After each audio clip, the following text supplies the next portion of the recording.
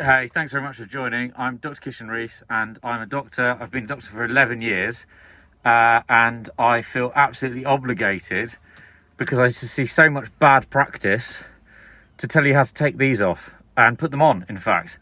And then I'll go because I'm going to keep them short and sweet, I think, the videos. That's the plan. So I've worked in surgery, I've worked in A&E. As I said, I've been a doctor.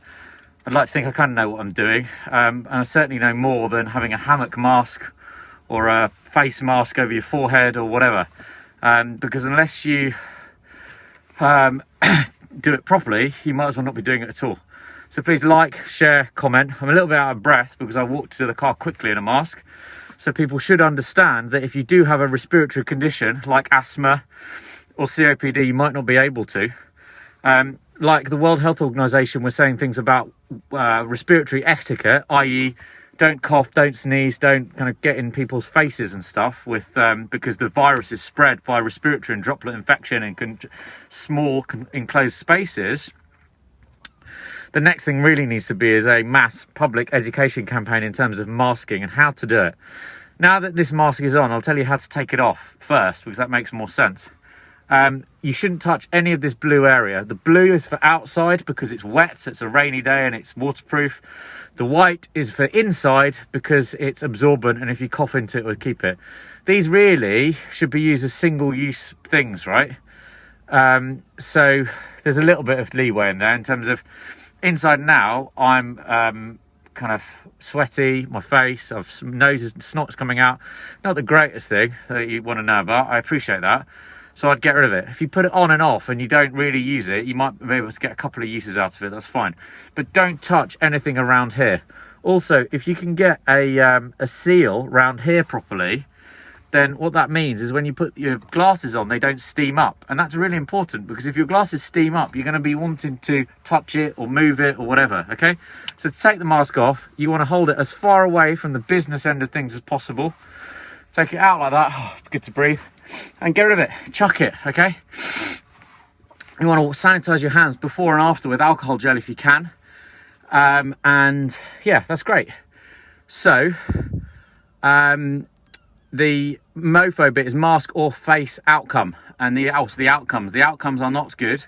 Putting on a mask on is inconvenient, is a bit of a pain in the backside. You've got to remember it. But the glad thing that I saw is going out and about town today is people are actually getting used to it. They're understanding it. Those of you who've been following me for a while will remember that I said walking around town centre was like a ghost town when there was no one there. And then just as these things were coming in, it was a case of people, what's the word? Just getting used to them. But there's that so-called, sorry, see my words are a bit funny. The social awkwardness to stuff, right? So I'm going to keep these videos short. I need to practice again and learn how to do it from a neurological point of view. Thanks, Paul. Paul, looking a bit stressed. I'm not stressed. Just wandered around town. I treat these trips as in and out as quickly as possible. And you'll notice I'm stumbling on my words because I am overcoming a very minor, don't worry, but a very minor traumatic brain injury because I came off my bike and hit my head. So that is why I'm going to keep these videos short because it's better for content anyway, but also I need to learn to do it again. Just before I go, I want this scanning app business. If you look at how these QR codes are being used in the Far East, and this is something that Jeremy Hunt said that we should look to, chuck it, say how to dispose. Good point, Angela, thank you. Yes, okay, so what you want is you want a bag. It doesn't have to have smiley faces on it. But if it does and it says, thank you, have a nice day, that's even better. Put it in that bag, okay? And then keep that bag like that. The one problem with this is the amount of plastic that we're going to go through is going to be massive. But there has been a couple of enzymes that have been put together that apparently eats through plastic and turns it into a fuel. Don't know, haven't read into enough about it, but that's quite exciting, isn't it? The final thing that I want to say, Jeremy Hunt, thanks Tracy. Jeremy Hunt, my old friend from when we were crowdfunding cartoons in the early days of What Med Media, and I'll always remember the ones that you, the audience, funded. We only needed 700 quid at the time for the artist to do them, and we had one with Jeremy Hunt caricature squeezing the NHS workforce on a see, can't remember the word. It's like a fruit, the thing that you put the the fruit in, you get an orange and you squeeze it, one of those. And there was one on a rack and there was one something else. But my good friend Jeremy Hunt said at the early days of this that we should be looking to Korea, and we should be looking to yeah, I do that as well, Paul. That's a good shout. I've got reusable ones, but I just thought I'd talk through this one as well. And so I'm losing the track. I've got to go in a second. Squeezer, that'll do, Tracy, I guess. 58 people, like, share, comment, get it to as many people as possible. Thank you very much. Tell me where you are. Tell me where you are in the audience, in the country. What's it like where you are? What are the problems? What are the positives? What's going well? Yeah, liking, all that kind of stuff coming through is good. The more that happens, the longer that I will be here. But don't do it too much because I'll stay for ages. So we've got to balance up the quality content and also my neurological recovery. And so Jeremy Hunt in the early days was saying we should be looking to other countries in the Far East, like I can't remember the country that he said, but the countries that have dealt with pandemics have implemented QR codes. If you look at how China used QR codes, there's a great book called The Surveillance State, which is quite an eye opener. You can't do anything without a phone in China, right?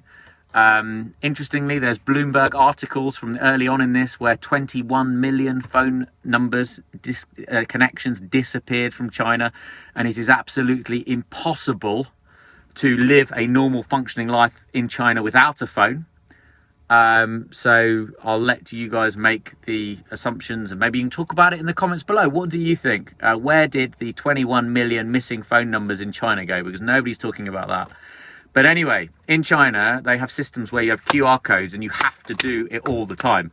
They will fine you through WeChat. If you go driving, hey Karen, hope you're well. If you go driving and you go through a speed camera, you get a ticket, they will automatically subtract money from your WeChat account, right?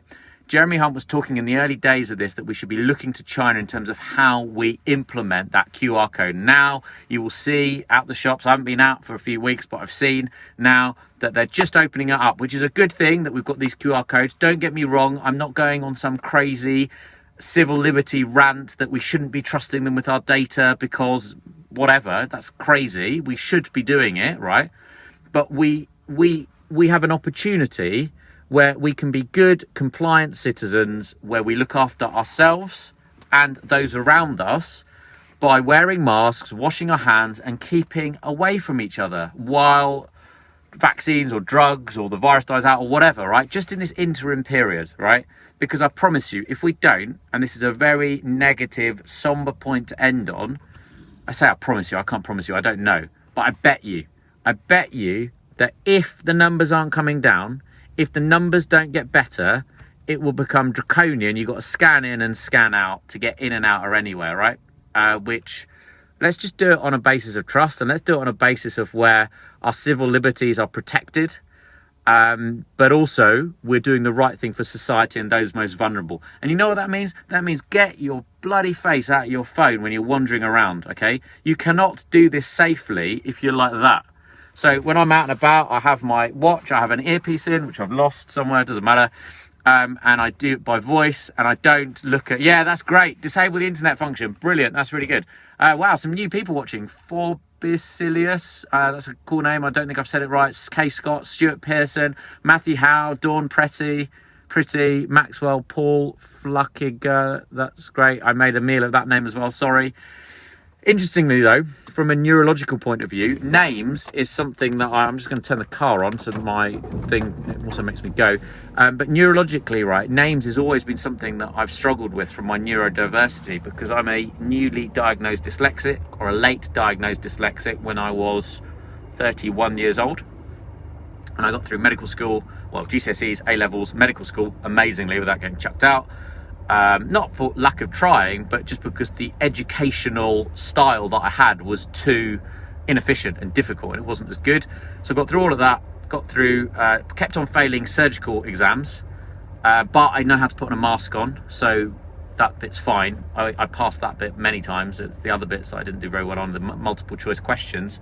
Then I did medical education masters, and it was only when I did the MBA that I realised that my peers and colleagues on the MBA, so I was 31 at that point and 2 years into it, my friends and colleagues on the MBA were reading through stuff so quickly, they were like churning through it. I couldn't believe it, how they did it, right?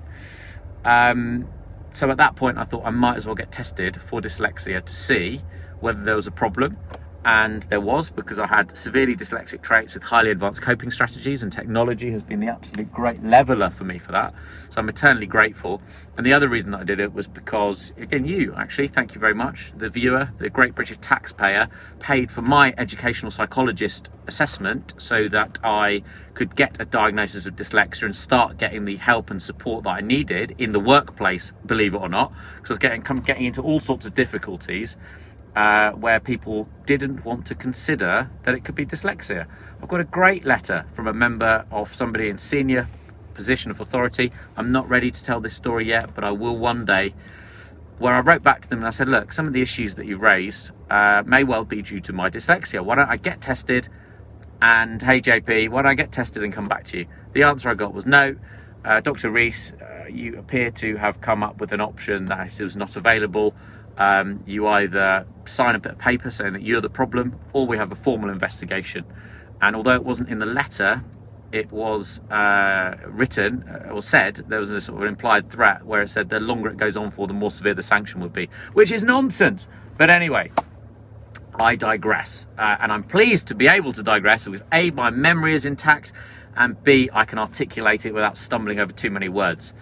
The tangential thinking there is quite hard to follow, and I apologise for that, so I will work on that. But wind it back a bit, wind it back to the QR codes, right? Let's make sure that this stuff doesn't get enforced and we're not scanned in and scanned out like some, I don't know, whatever, something that's scanned in and scanned out of somewhere, right? Some factory. Let's take it upon ourselves to be responsible citizens, to download the app, to use it as appropriate, to scan ourselves in, whatever, right? But it's all the other stuff that helps as well, which doesn't cause harm, like the mask, like the hand sanitizer, etc., etc. So thank you so much for watching. I really appreciate it. I've got to go now because I've said I'm going to keep these short and I'm going to build up to the more longer epics. I am filming a documentary about my recovery from my little brain injury that I had. And that's why I'm not going to go into too much on this because I want it to be a YouTube original, so, or a Facebook original if Facebook are watching.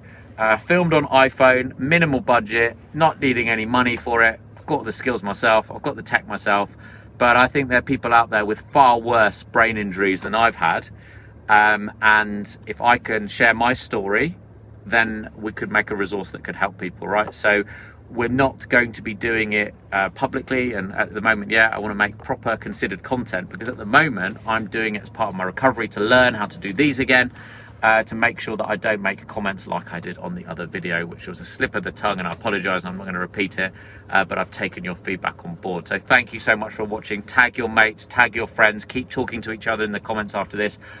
I've got to go now. I will check into this later. I'm still doing the digital detox in terms of not being hooked to Facebook because it's dangerous. It's a good platform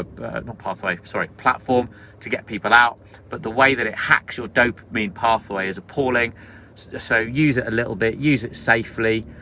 Next time I see you, I'll hopefully have had a haircut, definitely have had a shave. Didn't have a haircut today, went out to get a haircut, but went into a Kaizu barbershop, my favourite barbershop in Watford. If you're in and around the Watford area, go in. They're great, but there's too many people in there, right? So I took the view that my hair's all right. I'm doing a bit of filming next week with work. I think if I get a shave, I could probably get away with it, so it doesn't matter. Thank you so much for watching. I really appreciate it. Look after yourselves and each other. If you want to contribute to the crowdfunding, specifically for the ads for these kind of videos, I will put the link in the description afterwards. And in the meantime, just keep chatting to each other. Leave as much comments and discussion in the threads. I really enjoy reading your comments, and it will shape and form future content. And cheers. Thanks very much. Take care, and I look forward to seeing you guys really, really soon. All the best.